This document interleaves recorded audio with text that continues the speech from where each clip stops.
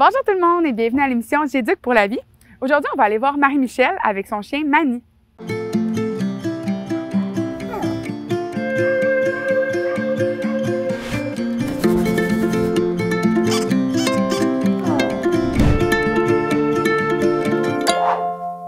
Bonjour Marie-Michel. Allô, Ariane? Oui, aujourd'hui, on est avec ton chien Manny. Oui. Qu'est-ce qui se passe avec Manny? Manny, en fait, elle a une peur terrible des orages. Elle fait un peu des crises, je veux dire, de panique, là, si je peux appeler ça comme ça. Fait qu'elle va vraiment, à chaque fois qu'il y a des orages, panne d'électricité ou autre, là, il y a vraiment une crise qui peut durer des heures et des heures. Puis quand elle fait une crise, c'est quoi qu'elle fait? En fait, elle va vraiment respirer super fort. Elle va être vraiment paniquée. Puis il n'y a comme rien à faire pour essayer de la changer les idées ou quoi que ce soit. Elle est vraiment comme en mode panique. Là. OK. Puis là, Manny, elle a quel âge? Manny, elle a 8 ans. OK. Puis est-ce que ça a toujours été comme ça depuis qu'elle est bébé? Elle a jamais aimé les orages. Tu sais, souvent, elle allait se mettre en dessous de la table de cuisine, mais je te dirais que depuis peut-être 2 ans, là, c'est vraiment pire, ces crises-là. Là. Il n'y avait pas ça avant aussi pire. OK. Fait que ça a commencé quand même récemment. Oui. OK. Bien, on va aller voir Amélie. Elle va pouvoir nous expliquer là, qu'est-ce qui est à faire avec un cas comme ça. Parfait, merci. Bon, ben salut Marie-Michel! Allô, Amélie! Ça va bien? Oui, ça va bien, toi? Oui, super! Donc là, orage, tu as fait beaucoup de choses pour ça. Explique-moi donc. En fait, pas mal tous les trucs qu'on peut trouver sur Internet. J'ai essayé de la divertir en jouant avec elle, puis même c'est un chien qui aime beaucoup, beaucoup jouer. J'ai essayé de lui mettre de la musique pour pas qu'elle entende les orages. J'ai même essayé les colliers où est-ce que je pense qu'il y a une odeur particulière qui est même pour la calmer. Phéromones, justement, quelque chose des comme fois, lait ça. maternel, ça peut calmer. Oui, fait que j'ai essayé le collier aussi. J'ai essayé de lui donner ses jouets, un os. J'ai essayé de m'asseoir avec elle, de la calmer. Tu sais, j'ai vraiment un peu fait le tour de tout ce que je pense qu'on pouvait faire. C'est ça. En fait, tu n'es pas la seule, hein, veux pas, de vivre cette situation-là, parce que vraiment beaucoup de gens, ça arrive que le chien va avoir peur des orages. On va parler aussi des feux d'artifice. Ouais. C'est comme un classique en disant qu'il faut tout le temps laisser le chien à l'intérieur. Puis là, j'arrête juste 2 secondes parce que la petite cocotte est stressée. Ouais. Puis c'est justement ça, qu'est-ce que je veux dire, c'est que souvent, avec des chiens où on va voir que ça va être excessif, le comportement, OK? Dans ces circonstances-là, c'est que dans son tempérament, elle est quand même nerveuse, OK? Mm-hmm. Un bon truc pour les chiens qui sont nerveux, en fait, c'est de leur dire de licher, OK? Le lichage, c'est quelque chose qui va apaiser le chien parce que quand il était bébé, il se faisait licher par la maman, puis c'était apaisant, il transmettait de l'amour, c'était réconfortant. Okay. Donc, c'est ça. Bref, quand le chien nous Positif, liche aussi, c'est parce qu'il nous aime, mais c'est aussi parfois pour s'apaiser. Okay. Fait que, justement, de lui permettre de licher à ce moment-là, ça va faire en sorte quand même que la fébrilité va un petit peu descendre. OK? Fait que, quelque chose de rapide, quand il y a des orages, on pourrait faire ça de donner un fameux pot de beurre de peanut, OK? Bon, là, il est à moitié en fait vide, OK? Il faut le dire. C'est pas un pot au complet. On peut prendre, en fait, quelque chose, le mettre dedans, OK? À chaque fois quand il y a des trous dans un casse-tête pour chien. Aussi. Avec des jouets. Tu as un jouet, justement, j'ai pu voir de serpent. Ouais. Fait qu'on pourrait mettre du beurre de peanut là-dedans. Fait qu'on va lui dire à la petite cocotte, justement, de sentir et de licher pour qu'elle puisse se calmer.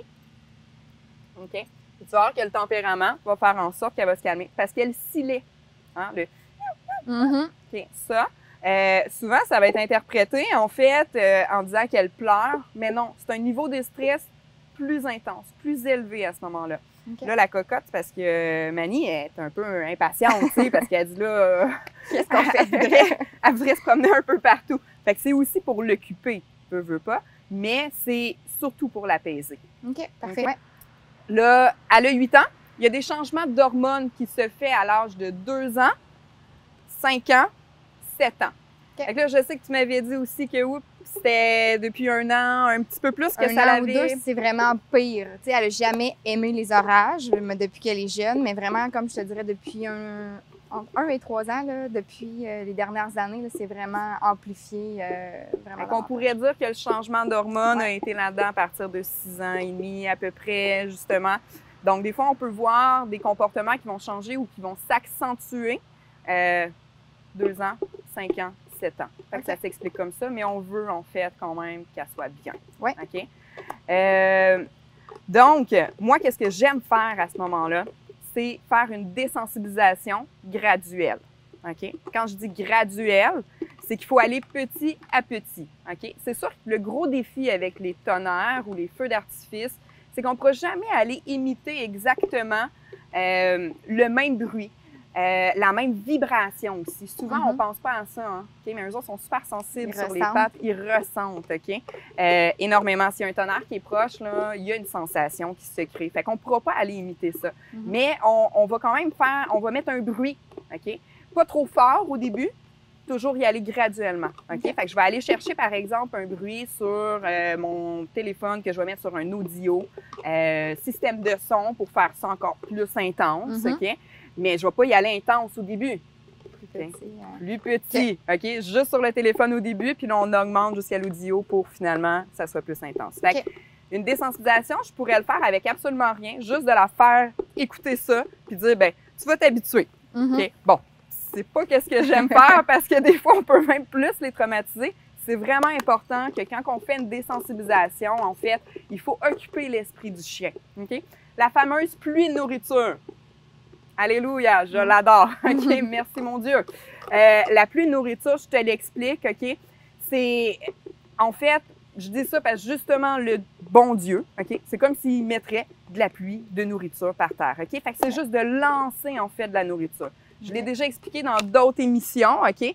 C'est quoi cette pluie de nourriture-là? Mais l'important, qu'est-ce qui est à retenir avec cette pluie-là, c'est en fait, c'est que le chien, il ne faut pas aller lui donner dans la bouche. Parce que quand on donne de la nourriture dans la bouche du chien, on est en train de dire « Bravo, j'aime ça, comment tu es, j'aime ton état d'esprit ». Donc, l'erreur parfois, qu'est-ce qu'on fait? Il y a un tonnerre, je m'en vais lui donner dans la bouche. Donc, on est en train de dire « Oui, tu as raison d'avoir peur du tonnerre », OK? Indirectement. La pluie de nourriture, c'est on va chercher un état d'esprit dans la tête du chien, puis c'est pas associé à nous, OK? C'est vraiment le bon Dieu qui dit « Hey, c'est vraiment le fun quand il y a un tonnerre, en fait, tu as de la nourriture. » OK? Pour ça, il faut que le chien soit capable de manger. Okay. Est-ce que ça te tente qu'on fasse un essai? On va essayer. Oui? Super.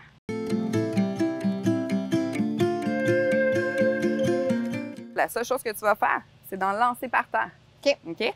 En même temps, je vais mettre le bruit. OK.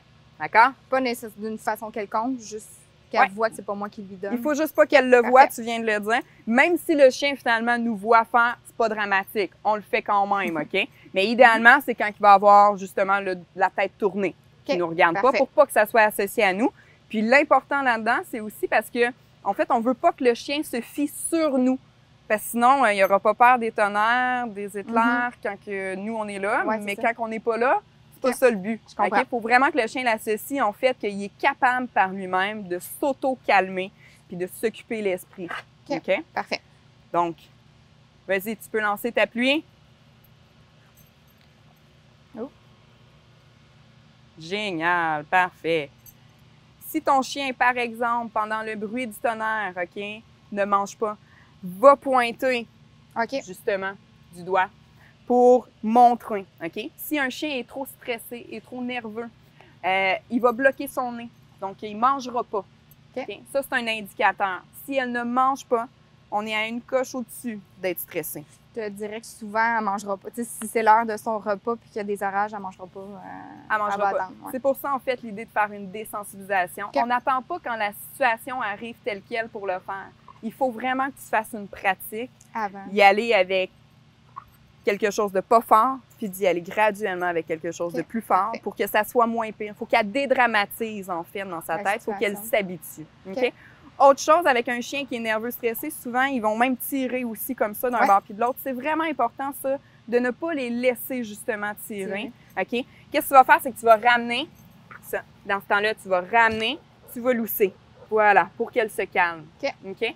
Parce qu'en fait, si on la laisse être dans un état d'esprit à sciller, comme qu'est-ce qu'elle faisait, là, OK, de revenir à pas être bien, bien, si on la laisse faire, c'est de lui dire c'est correct. C'est correct, OK? Mais non. En fait, on veut qu'elle soit calme. Donc, à ce moment-là, il faut la bloquer dans sa tête, dire parfait. On relaxe. Fait que ça, c'est un travail au quotidien, en fait, de le faire, mais qui va quand même aider, justement, pour les éclairs. Super. OK? Super. Si, advenant, le chien, justement, ne mange pas, que c'est plus difficile, il y a toujours aussi des chandails de compression. Thundershirt, peu importe la compagnie, la pression. On peut faire de la pressothérapie. On pourrait faire aussi du T-touch. On pourrait faire des massages pour justement apaiser le chien. Mais dans ce temps-là, il faut y aller justement physiologiquement dans son corps pour que ça puisse fonctionner.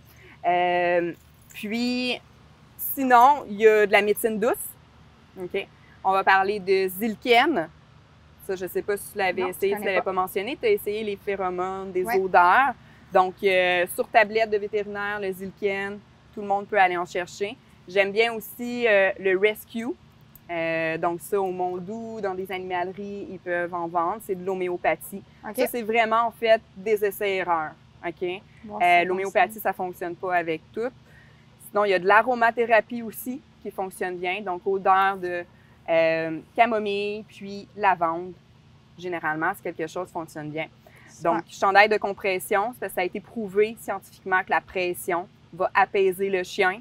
On peut mettre tout simplement, même juste un chandail dessus, ça va déjà aider. Un T-shirt avec des petites gouttes d'huile essentielle. Jamais mettre de l'huile essentielle directement sur un chien. OK. Donc voilà, fait que ça, c'est des petits trucs qui vont t'aider. Puis j'ai une autre question. Tu sais, souvent, les porter à s'en aller à un endroit où elle ne va pas toujours pour se réfugier, j'ai l'impression. Est-ce que c'est correct de la laisser là ou c'est un comportement qu'on va encourager? Lui dire, elle va comme sortir de son lit ou de son espace où est-ce qu'elle est normalement, puis elle cherche vraiment, comme on dirait, un petit endroit, refuge. Un petit refuge, un endroit sécuritaire, c'est ça. En fait, il faudrait que tu la conditionnes à ce moment-là à l'extérieur des séances aussi. OK? Tiens, je vais te la redonner parce que je vois aussi qu'elle veut aller te voir. C'est ça, il faudrait que tu la conditionnes en fait à l'extérieur des séances. À lui dire, tu sais, va sur ton tapis puis que tu la récompenses. Si elle s'en va dans un état d'esprit à être nerveuse, ça, j'aime plus ou moins bien. Si elle y va dans un état d'esprit à être calme, là, ça, c'est correct. Mais c'est de l'entraînement qu'il faut faire à ce moment-là. OK? Parfait. C'est sûr que si elle y va, tu peux aussi aller à côté d'elle, faire de la pressothérapie pour la calmer, par exemple. OK? Mais pas juste de la laisser là, parce que sinon, elle va se dire dans sa tête « Oh non, oh non, oh non, oh non, c'est vraiment pire », puis elle va se mettre à shaker, elle va se mettre à faire d'autres comportements aussi qui vont faire qu'elle va stresser davantage. Parfait. Fait que est-ce que tu sens que tu es bien outillée? Oui, on va essayer ça, puis on va désensibiliser le comportement. L'important, en fait, c'est surtout de se rappeler de faire des mises en situation, puis pas d'attendre que ça arrive à ce moment-là, quand il y a des éclairs. Prévenez-le, faites-le avant.